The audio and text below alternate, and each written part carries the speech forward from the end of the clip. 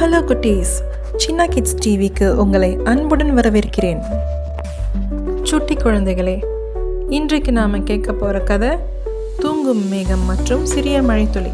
கண்களை மூடி கவனமாக கேளுங்க. வானத்தில் மென்மையான பெரிய வெண்மேகம் இருந்தது. அதன் பெயர் மல்லிகை மேகம். அது எப்போதும் மெதுவாக மிதந்து காற்றின் இசை கேட்டு தூங்கிக் கொண்டிருக்கும். ஒரு நாள் மல்லிகை மேகத்தின் உள்ளே ஒரு சிறிய மழைத்துளி பிறந்தது. அந்த துளியின் பெயர் மின்னி. மின்னி மிகவும் ஆர்வமுடன் இருந்தாள். கீழே என்ன இருக்கிறது, யாரெல்லாம் வாழ்கிறார்கள் என்பதை பார்க்க வேண்டும் என ஆசைப்பட்டாள். ஆனால் மல்லிகை மேகம் சொன்னது, மின்னி, இன்னும் நேரமாகவில்லை. முதலில் கனவு காண கற்றுக்கொள், பிறகு உலகத்தை பார்க்கலாம் என்றது. மின்னி கேட்டாள், அது எப்படி அம்மா? மல்லிகை மேகம் புன்னகைத்து சொன்னது, கண்களை மூடி நீ எங்கே இருக்க விரும்புகிறாயோ அந்த இடத்தை மனதில் கற்பனை செய். மின்னி கண்களை மூடினாள்.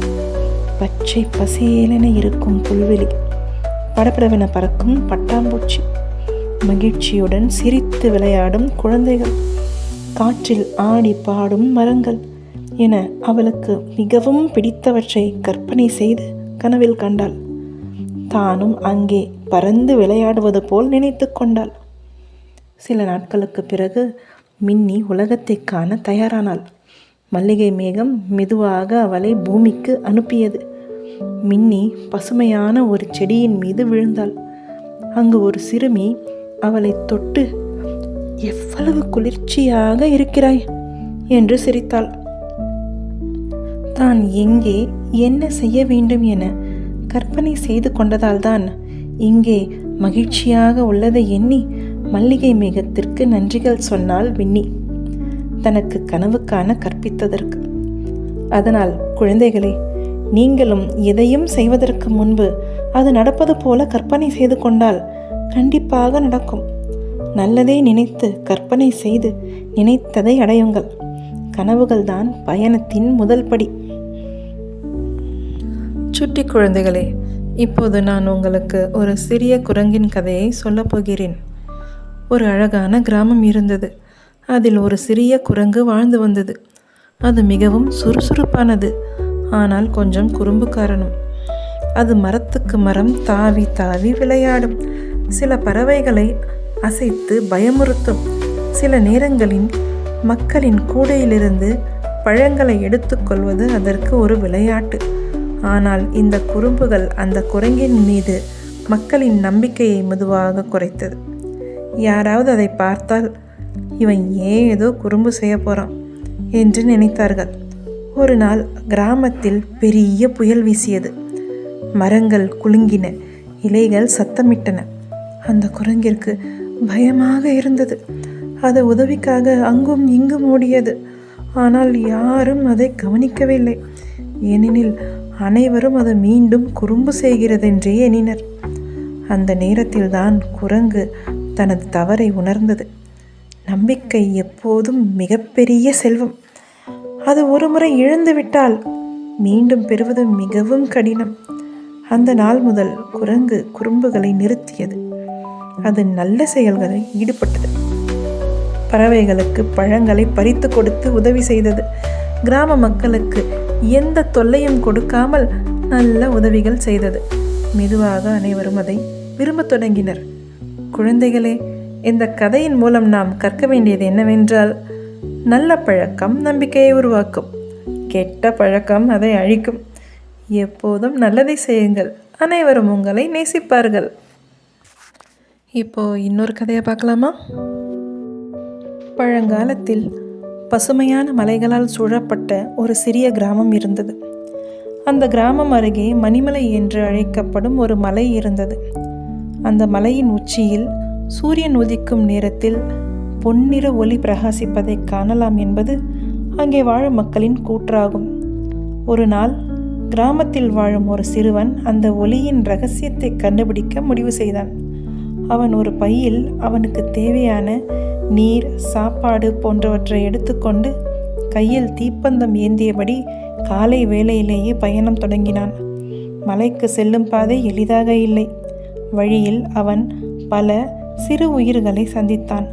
சில உயிரிகள் அவனுக்கு தொல்லை கொடுக்க முற்பட்ட போது தீப்பந்தம் காட்டி தப்பித்து கொண்டான்.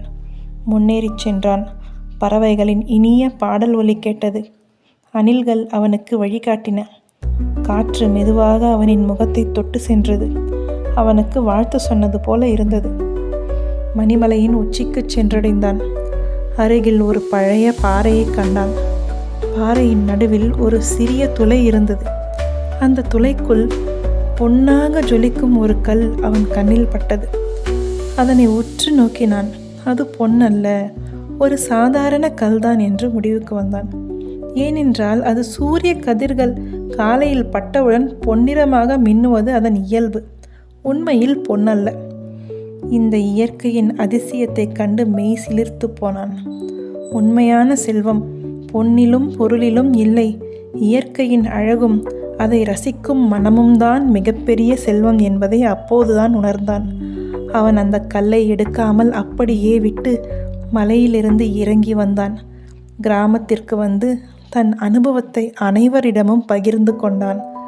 அன்றிலிருந்து மக்கள் மிகுந்த ஆர்வத்துடன் இயற்கையின் அதிசயத்தால் உண்டாகும் மணிமலையின் பொன்னொலியைக் கண்டு தினமும் ரசிக்கத் தொடங்கினர். குழந்தைகளே, உண்மையான செல்வம் நம்மை சுற்றியுள்ள இயற்கையாகும். அதற்கு எந்தவித பாதிப்பும் இல்லாமல் பார்த்து கொள்வது நமது கடமையாகும். அதுவே நல்ல உள்ளத்திற்கான அடையாளமும் ஆகும். இப்போ இன்னொரு கதையை பார்க்கலாமா? மழை நின்ற பிறகு கிராமத்தின் சிறிய பாதையில் ஒரு விதை விழுந்தது. அந்த விதை அங்கேயே கிடந்தாலும் அதை யாரும் கவனிக்கவில்லை. அதை கண்ட ஒரு சிறுவன் அதை எடுத்து மண்ணில் நட்டு அதற்கு தண்ணீர் ஊற்றி பாதுகாத்தான். சிறிது நாட்கள் கழிந்தன. அந்த விதை முளைவிடத் தொடங்கியது. இன்னும் சில நாட்கள் கழித்து அதில் பச்சை இலைகள் விரிய தொடங்கியது. 2-3 இலைகளை கொண்ட செடியினை தொடர்ந்து தண்ணீர் ஊற்றி பராமரித்து வந்தான். சில ஆண்டுகள் கழிந்தன. ஒரு பெரிய மரமாகியது. அந்த மரம் குளிர்ந்த நிழலும் இனிய பழங்களும் கொடுத்தது. கிராமத்தினர் அனைவரும் அதன் கீழ் அமர்ந்து ஓய்வெடுத்தனர். பழங்களை சுவைத்து மகிழ்ந்தனர். ஒரு சிறிய அன்பின் செயல் எத்தனை பேருக்கு மகிழ்ச்சியை கொடுக்க முடியும் என்று அவன் உணர்ந்தான். அன்பு விதைத்தால் மகிழ்ச்சி அறுவடை செய்வோம். குழந்தைகளே, எனவே நாமும் அனைத்து உயிர்களிடத்தும் அன்பு செலுத்தி மகிழ்ச்சி பெறுவோம். இப்போ இன்னொரு கதையை பார்க்கலாமா? ஒரு பசுமையான காட்டில் ஒரு சிறிய அணில் வாழ்ந்து வந்தது. அதன் பணி தினமும் மரங்களிலிருந்து விதைகளை சேகரித்து வைப்பது. அந்த விதைகள் குளிர்காலத்தில் தின்ன பயன்படும். ஒரு நாள் காகம் பசியுடன் பறந்து வந்தது. குளிர்காலம் துவங்கிவிட்டது. ஆனால் காகம் உணவை சேகரிக்கவே இல்லை. அது அணிலை பார்த்தது. அணிலின் வீட்டில் நிறைய விதைகள் இருந்தது.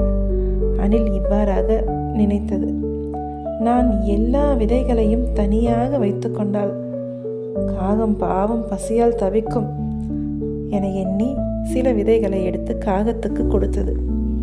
காகம் மகிழ்ச்சியுடன் விதைகளை சாப்பிட்டது. காகம் தன் மனதில் நினைத்து கொண்டது, அடுத்த முறை நாமும் ஏதோ ஒரு விதத்தில் அணிலுக்கு உதவ வேண்டும் என எண்ணியது. அவ்வாறு ஒரு சிறிய உதவி ஒரு பெரிய பாடமாக மாறியது. அந்த நாள் முதல் காகம் எப்போதும் தனது உணவை சேகரித்தது, பகிர்ந்து கொள்வதை பழக்கமாக்கி கொண்டது. குழந்தைகளே, நாமும் பிறருக்கு உதவுவது நட்பை வளர்க்கும்.